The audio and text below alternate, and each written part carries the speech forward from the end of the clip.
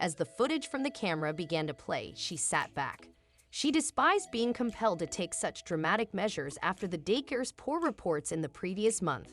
When the clip began to play, she upped the speed to cover more ground in a shorter amount of time. However, something on the monitor caused her to go for the pause and rewind buttons. Cami Ashwin was an ordinary middle teacher that resided in Granville, Ohio. She was passionate about her job and always believed there was more to teaching than merely transferring knowledge. Teaching to her was about taking care of her students as if they were her own. Cami had been a teacher for more than 30 years, and she was on the verge of retirement. She'd spent so many years working with children that she'd seen everything that could happen in such a setting. Nothing, however, could ever compare to what the footage showed her that night. The events transpired when Cami was at the age of 52. Upon retiring, Cami decided to open a daycare with her husband Mark. The daycare was an instant success. Even though Cami loved being a teacher, owning a daycare had been her lifelong dream. She had no idea what her dreams would mean for all she cared about. There was something special about Cami and Mark's daycare. For instance, their daycare boasted numerous features that others in town could only dream of. It was more significant than the rest in the city and more modern. Cami had gone to great lengths to create an all-encompassing curriculum for the daycare's children. She also looked for the greatest nannies and caretakers she could. She had no idea that one of them would attempt to demolish everything she had worked so hard to achieve. It was a beautiful sunny afternoon when Cami had her interview with Gladys. She was immediately impressed by her resume, as she had years of caregiving experience. Cami hired her on the spot to supervise all the other nannies at the daycare. The business was booming for Cami, and she desperately needed the extra help to manage all the children. This caused a chain of events that would shed a negative light on her daycare. Gladys was unlike any of Cami's previous caregivers. She was poised but formal in her attire, which included a tie. She made a series of changes to Cami and Mark's procedures in place. She persuaded Cami and Mark that the adjustments had helped her open some of the most successful daycares on the East Coast, and they were all in. If only they had known what was really going on. Cami approved every idea and concept Gladys proposed to her. However, parents seemed to remove their children from the daycare, which was very concerning. Many of their employees who were once cheery and happy seemed to be miserable, which led to many of them leaving their jobs. What could have caused such a reaction?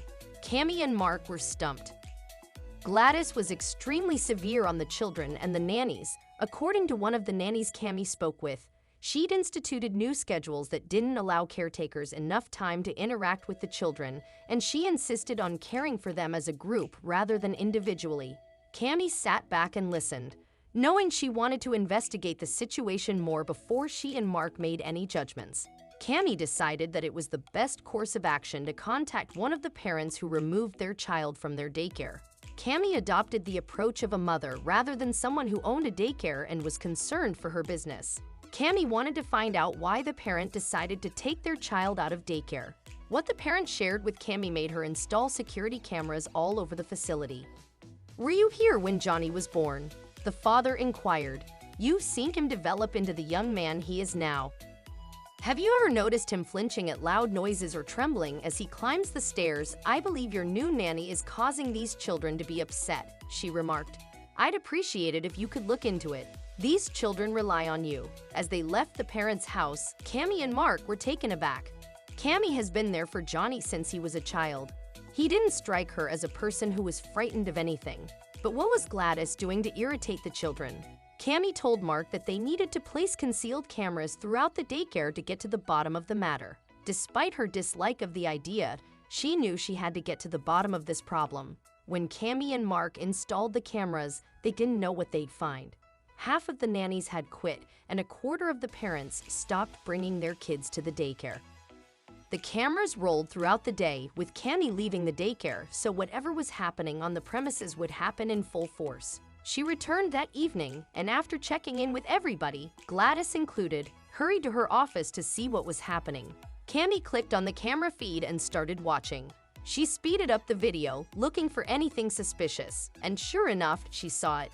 Cami jumped on the pause and rewind buttons. She slowed down the video and saw Gladys yelling at the kids. At times, she'd yell at the remaining nannies as well. Cami's lip parted, but it only got worse.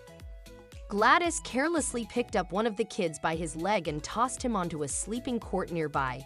Cammie's insides shriveled as she saw the child fly, and she turned off the video immediately.